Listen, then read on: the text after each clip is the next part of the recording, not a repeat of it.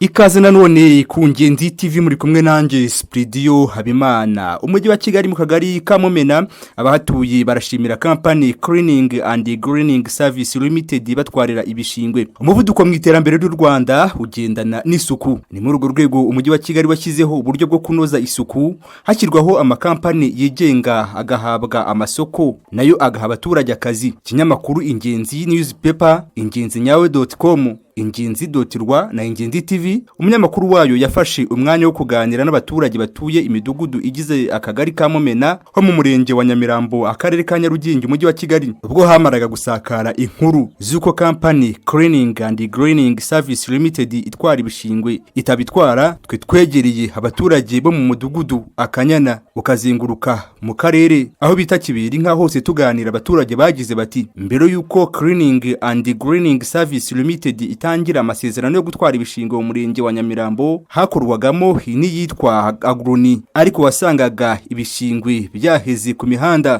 kuko iyo byabaga byinshi mu ngo twabirundagayo kuva agroni group yava mu murenge wa Nyamirambo ikibazo cy'ibishingwe biborera mu mifuka mu ngo cyangwa ku mihanda cyarakemutse. Undi yagize ati nubu company agroni group ayikorera usanga ibishingwe byaraheze mu ngo cyangwa ku mihanda. Urugero ugeze mu murenge wa Rwezamenyo uhasanga ibimaze ibyumweru bitatu hafi ukwezi bitaratwarwa. Kuba rero havugwa ko mu kagari ka Mumena hari ibishingwe bidatwarwa byaba ari ikinyoma. Ubwo humvikanishwaga ko mu mudugudu witwa Akarekare hatatwawe ibishingwe twabajije abahatuye nk'abavuzwe ko batanze amakuru bose barabihakanye. Amakuru twakuye mu nshuti za hafi za company Agroni Group kongeraho abakozi bayo ngo company Cleaning and Greening Services Limited yabatwaye amasoko bagiye guhangana nayo iyabure. Amakuru yizewe ava muri rura nuko company Agroni Group idafite imodoka zimwe zabugenewe zo gutwara ibishingwe akaba ashobora kwamburwa ubwo burenganzira. Abo bireba nimwe muhanzwe amaso.